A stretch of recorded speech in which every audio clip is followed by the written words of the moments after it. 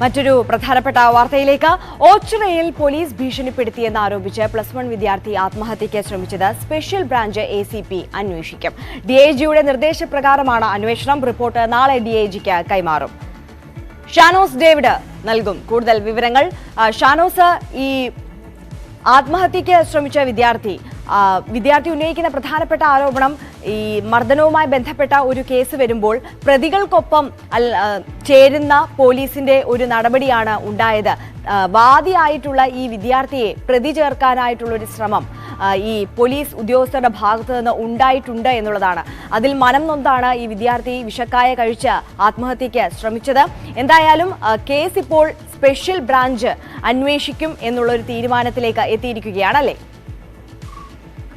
ആരോഗ്യ പ്രായപൂർത്തിയാവാത്ത കുട്ടികളാണ് പ്രധാനമായിട്ട് ഇതിന്റെ പരാതിക്കാരായിട്ട് വരുന്നത്. അതായത് രണ്ട് സംഘങ്ങൾ തമ്മിലുള്ള സംഘർഷമാണ് ഉണ്ടായത്. അതിനകത്ത് ഗുരുതരമായി പരിക്കേറ്റത് ഈ 16 വയസ്സുകാരടക്കമുള്ള +1 വിദ്യാർത്ഥി അടക്കമുള്ള 4 പേർക്കാണ് ഗുരുതരമായി പരിക്കേറ്റത്. അതായത് തലയ്ക്ക് അടക്കം പരിക്കേറ്റ ദൃശ്യങ്ങളടക്കം നമ്മളിതിനെ കൊടുത്തിരുന്നു.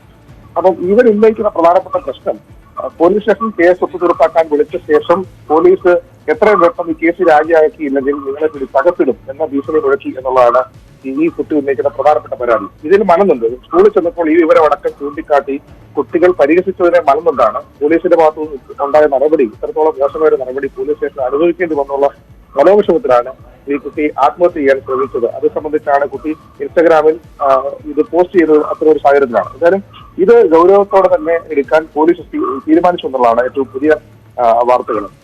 അതായത് ഈ +1 വിദ്യാർത്ഥി ആത്മഹത്യക്ക് ശ്രമിച്ച കേസ് സ്പെഷ്യൽ ബ്രാഞ്ച് ACP അന്വേഷിക്കുമെന്നുള്ളതാണ് ഏറ്റവും പ്രധാനപ്പെട്ട വാർത്ത. കാരണം ഇന്നലെ തന്നെ നമ്മൾ റിപ്പോർട്ട് ചെയ്തിരുന്നു.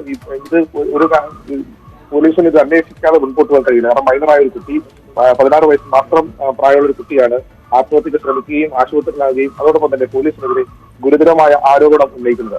ചില DIGയുടെ നിർദ്ദേശപ്രകാരമാണ് ഇത്തരത്തിലൊരു നടപടിയിലേക്ക് ഈ അന്വേഷണത്തിലേക്ക് കടക്കുന്നത്. ഈ റിപ്പോർട്ട് ഇന്ന് തന്നെ വിശദമായ അന്വേഷണം നടത്തി നാളെ DIGക്ക് റിപ്പോർട്ട് കൈമാറും എന്നാണ് ഏറ്റവും പുതിയ വാർത്ത. തീർച്ചയായും ഷാനോസ് ഡേവിഡ് ആണ് വിശദാംശങ്ങൾ നൽകിയത്.